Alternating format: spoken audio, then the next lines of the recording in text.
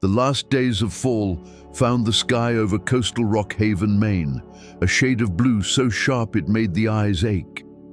A salty Atlantic wind licked the dry ridges of the Acadia Highlands before tumbling down toward the sea. An aging man carrying a weather-faded hiking pack stepped off the Portland to Rock Haven coach at the sleepy bus depot.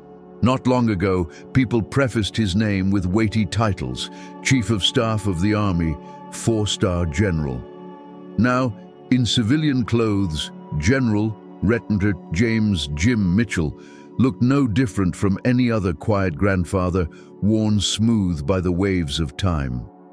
One side pocket of his pack held a heavy steel lunchbox. He had risen before dawn to cook his grandson Jason's favorite spicy shrimp stir-fry and a rolled omelet. Since losing his wife, Jason was the only family he had left. The young man was his whole reason for being. Unfortunately, the boy had enlisted in one of the toughest outfits the United States Army could offer. The Reconnaissance Battalion of the 22nd Infantry Division, stationed at Fort Sentinel, a fortress wedged between the cliffs and pines of Maine's farthest northeastern tip. The bus rumbled north on coastal Route 1. To the left, the granite backbone of the Highlands unrolled like a folding screen. To the right, the horizon of the Atlantic stretched into forever. General Mitchell closed his eyes. The surf carried him back decades, patrolling the same rocky shore as a young platoon leader, dragging supply sleds through blizzards as a company commander, and finally poring over operational maps as the major general responsible for the entire sector. It was no exaggeration to say his career had begun and ended with the rhythm of these waves, and he still knew every inlet and observation post as well as his own palm. "Grandpa, what's the Army really like?" Jason had asked, face tight with nerves before shipping out. Mitchell had answered, "It's the place where you learn to raise a shield so heavy you could never do it alone, until you and your buddies lift it together. Once you can bear that weight, there's nothing in life you can't handle." Saying the words was easy. Sending the boy off had tied his stomach in knots ever since. Was Jason handling the brutal training? Were the older soldiers treating him right? Was he eating enough? The questions rolled in like tidewater day after day. A taxi carried Mitchell the last miles, climbing deeper into pine-dark back roads until an iron gate and a bold sign blocked the way. "Fort Sentinel, 22nd Infantry Division Recon Battalion, Vanguards of Freedom." The driver glanced at him in the mirror. "Here to visit your son? They say this battalion's no picnic. Big exercise on. I hope they even allow visitors." Mitchell thanked him, got out, and walked to the gate. Besides the armed sentries, a tall, hard-edged officer in combat fatigues stood giving rapid-fire instructions. His name tape read, "Captain Grant." "What can I do for you, sir?" The captain's voice was low and polite, but carried the chill of a man focused entirely on his plan. "I'm James Mitchell, grandfather to Private First Class Jason Mitchell of Bravo Company. I was hoping for a short visit." Grant checked his tactical watch, then spoke like a machine reciting a regulation. "Visiting hours are closed, sir. As of 0600, we're in final prep for an 18th Corps joint exercise. All passes, visits, and liberty are suspended until completion." "Could I at least hand off this food? I came quite a distance." "Negative," Grant's reply cut like a blade. "PFC Mitchell is key to a platoon-level infiltration lane. We can't adjust Bravo Company's schedule for one soldier's relative. The Army isn't driven by personal feelings, it's driven by systems and discipline. I'll have to ask you to depart." The words personal feelings and systems formed an icy wall. To Captain Grant, soldiers were cogs in the machinery of victory, not beating hearts. Mitchell felt a pang, not anger, but sadness. How had such a brilliant young officer never learned the commander's first task, winning people's trust? "I understand, Captain. Then may I speak briefly with your battalion commander or the duty field officer?" Grant's brows flickered with annoyance. "Sir, I am the decisive authority at this gate. A report up the chain will not change my decision. Please don't hinder the unit. You need to leave. Promptly." Hinder the unit. Leave promptly. Phrases used to clear protesters, now flung at a man who had spent his life guarding the nation this captain served. Mitchell said nothing more, turned away, and walked up the roadside hill where he could still see the gate. There he sat, the iron lunchbox cold in his lap, and watched the Atlantic heave against the shore defenses, just as it always had. Back inside the command tent, Captain Christopher Grant wiped the incident from his mind. To him, an unplanned variable existed only to be eliminated. His gaze slid over the exercise map, the stage on which he would prove his brilliance and clinch promotion to major. Soldiers, in his calculus, were chess pieces of differing mobility and firepower. Messy human factors like fatigue or morale were impurities to be purged from the equation. First, Sergeant Kim approached. "Sir, the troops are exhausted after 24 straight hours in the field. A half-day personal maintenance break would boost morale." Grant didn't even glance up. "Morale comes from total victory, Top. Our prep eval is at 70%. By 1800 it will be 100. Make it happen." Kim knew better than to argue. In Captain Grant's world, pleading for soldiers was like shouting at a wall. Grant's finger tapped a name on the roster. Private First Class Jason Mitchell, the very same soldier whose grandfather waited outside. The private was the point man for 3rd Platoon's scout element, critical to the operation. Grant scoffed inwardly at the notion of visitors. War is looming. Who has time for sentiment? Briefly, he mused whether to replace Mitchell for weakness, but changing the board now offended his perfect design. He dismissed the thought. Everything was under control. What he did not know, what he could not imagine, was that the insignificant variable he had rejected was about to rock his world like a seismic shock. On the windy rise, Grandpa Mitchell opened the lunchbox but didn't eat. His feeling wasn't hurt pride or boiling anger. It was a heavy, urgent regret. In uniform, men had once called him Atlas because nothing could shake him.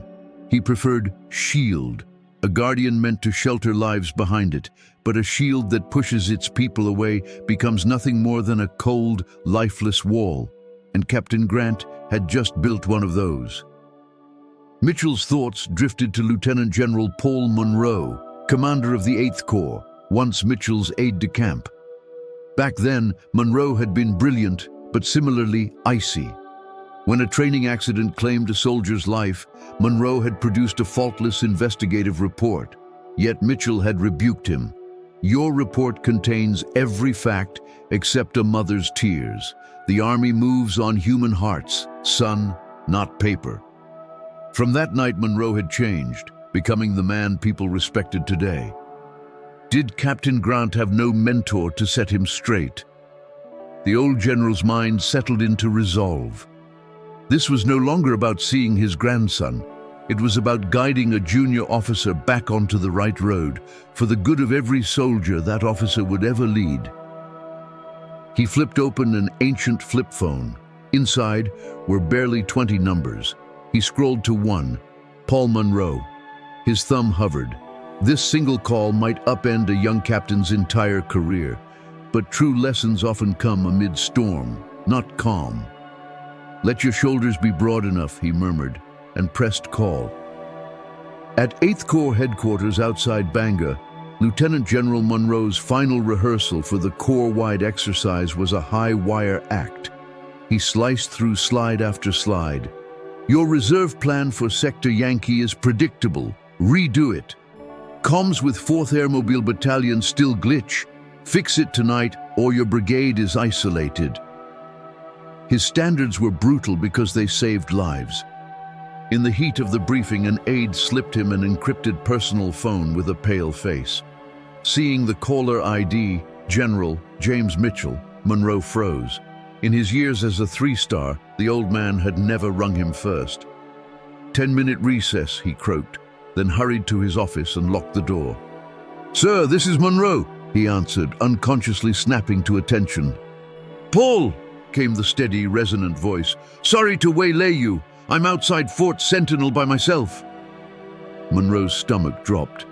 "Outside Fort Sentinel? Sir, why didn't you let us escort you? I'll dispatch—" "Relax. Tried to see my grandson. A sharp young captain turned me away. He's quite promising. Reminded me of a certain major I once knew." Hearing his own reflection, Monroe felt sweat crawl down his spine. Captain Grant had repeated the very mistake Mitchell had cured Monroe of years before. "Sir, forgive us. I'll come—" "No need. You run the coast now. I feel safe. Do your exercise." Click. He stared blankly. He entrusted me, and I let him stand at the gate like a nobody. Shame crashed over him. Monroe stormed back into the conference room, eyes blazing. "This briefing is over. Colonel Adams," he told the 22nd ID commander, "you and every brigade-level leader will assemble at Fort Sentinel's front gate in 15 minutes. I'm en route." "Sir, 40 miles. May I ask the reason?" "You'll hear it on sight. Move." The eye of a hurricane had formed, and it was racing toward one unsuspecting captain whose perfect fortress was about to implode. Captain Grant's handset crackled.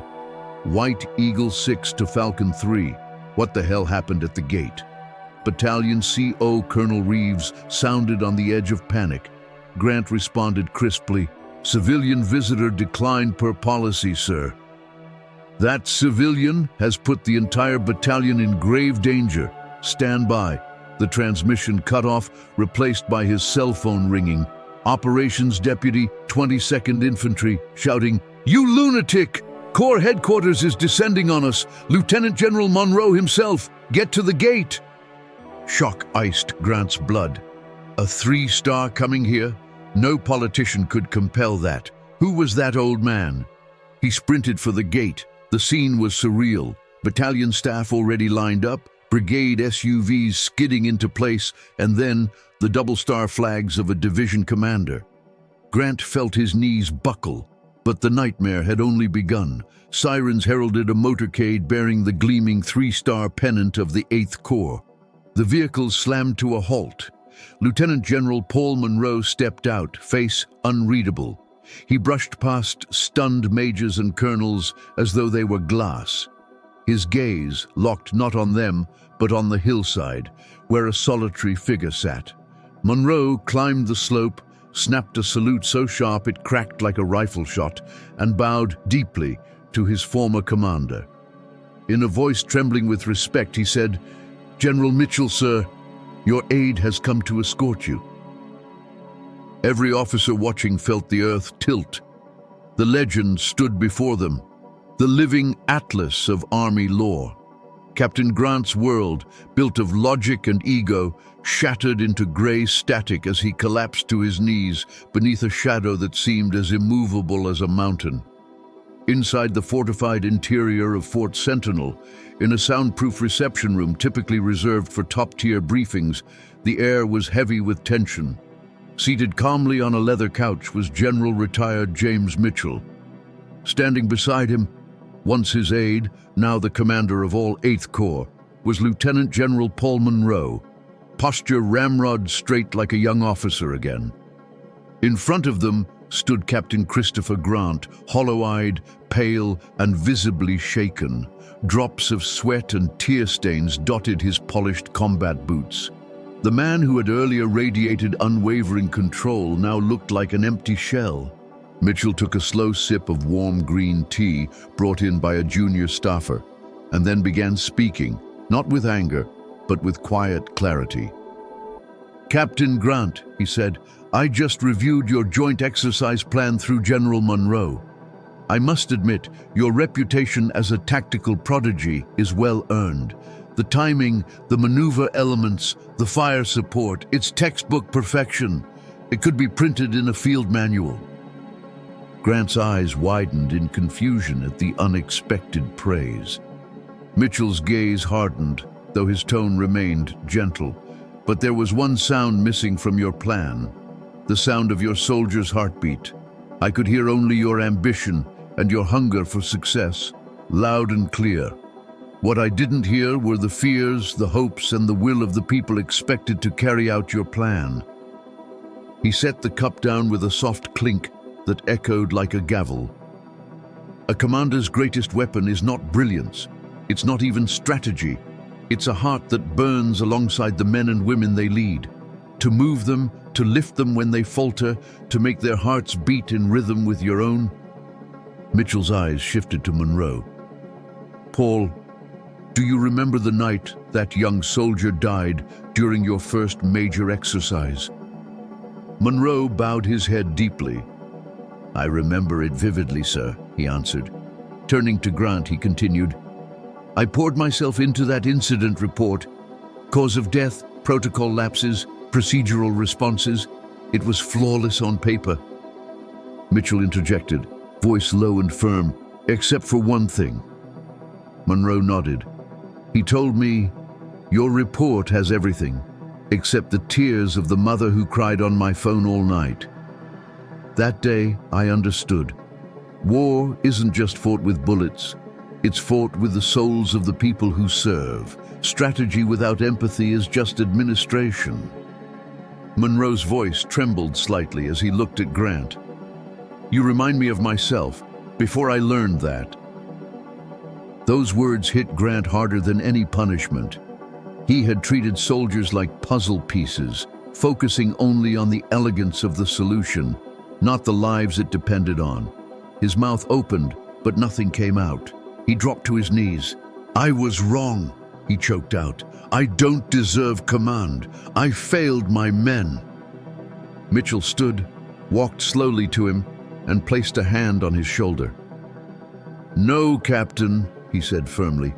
You're exactly the kind of leader this army needs, if you remember this pain. Never forget what it felt like to lose sight of your men. From now on, before you draw a single arrow or plan a single flank, picture their faces, hear their voices, know their fears. That's how you repay your debt, not to me, but to them and to the country you serve. Grant sobbed uncontrollably, not out of shame, but because he understood. Finally. Meanwhile, PFC Jason Mitchell was having the worst day of his service.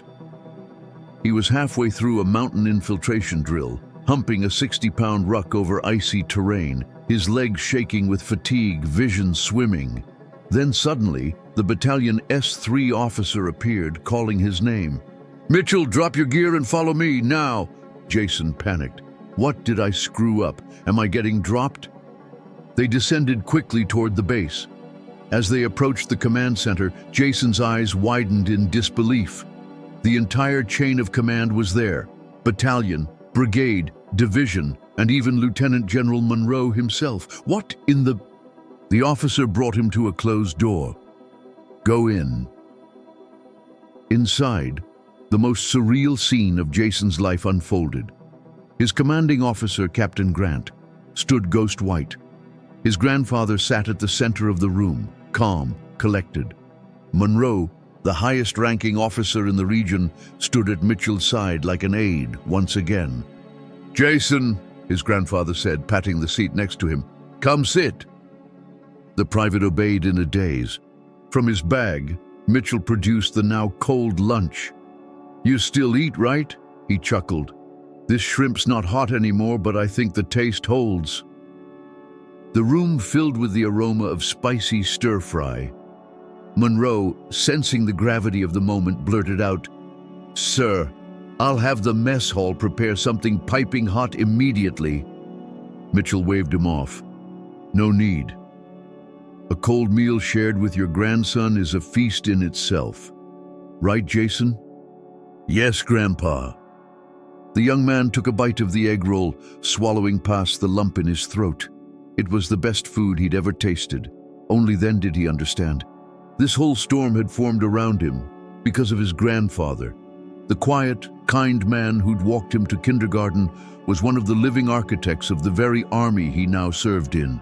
Atlas, the rock on which a generation of soldiers had stood. He was stunned, proud, and humbled all at once. He chewed slowly. His grandfather said nothing more, just gently patted his shoulder. In that small room, full of stars and commanders, no one dared interrupt. Because for a few minutes, the beating heart of the U.S. Army was not protocol or brass. It was a grandfather and a grandson sharing a cold lunch in silence. After General Mitchell departed, Fort Sentinel fell into an eerie quiet, like the calm after a hurricane. No official punishment came down on Captain Grant, but what changed was deeper. In the space of a day, he'd engraved a new kind of rank on his soul. Not a promotion, but a transformation, a promotion of the heart. And the shift was visible. The very next morning, in preparation for the upcoming exercise, Captain Grant assembled his NCOs and platoon leaders. But instead of launching into a one-sided speech as he always had, he stood in front of a massive tactical map, took a breath and began, "This," he said, "is my plan, but I drafted it from a desk. You're the ones who've walked this terrain. If anything here looks wrong, incomplete, or just plain dumb, speak up. Rank doesn't matter in this moment."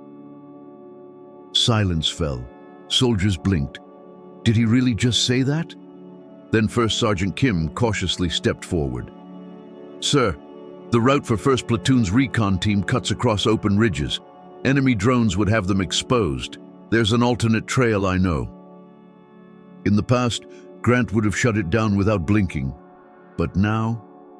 "Show me," he said. "Mark it on the map. We'll assess it together." That moment cracked the ice. For the first time, Grant listened. He saw his people. His maps were no longer filled with symbols and vectors. They were filled with faces, faces of men and women with grit, fear, hope, and loyalty. The entire tone of Bravo Company began to shift. Where once control ruled through pressure, now mutual trust held them together stronger than steel. Soldiers no longer called him the machine or robot Grant. Now they called him our CO, not out of fear but respect. And the visit from General Mitchell became legend, not as a story of punishment, but as a turning point, a tale of redemption, a living parable of leadership. Finally, the day of the Corps-wide exercise arrived. Bravo Company, under Grant's command, deployed to their zone. The scenario played out in chaos. Bad weather, changed terrain, enemy surprises. Nothing went as planned, but they adapted, they improvised, they held. Grant didn't micromanage. He trusted his NCOs. He leaned on his platoon leaders. He let his troops think and breathe and move. The company functioned like a living organism, unified, agile, strong. They crushed the exercise. Top marks across every category. Most of all, they completed the mission without losing a single person or minute to error. At the final debrief, Lieutenant General Monroe addressed the entire assembled Corps. The top-performing unit of this exercise, he said, was Bravo Company 22nd Infantry.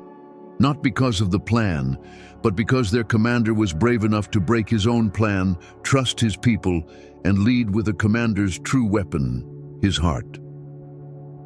There was no higher praise. Weeks later, in a modest apartment in Portsmouth, New Hampshire, James Mitchell sat on his porch reading a letter from his grandson. "Dear Grandpa, winter's still cold up here, but our company's warmer than ever. Captain Grant, he's not the same man. He's the best leader I've ever known, and together, we're becoming the strongest shield you could ask for. Now I understand what you meant when you said we carry the shield together. I promise I'll be the most solid, reliable piece of that shield. With love, Jason. P.S. Still dreaming about that stir-fry. No one in the mess can touch it." Mitchell folded the letter and pressed it to his chest. Outside, the Atlantic gleamed under the sunset, just as it had decades ago. The sun dipped low, but its final rays painted the sky gold, refusing to disappear.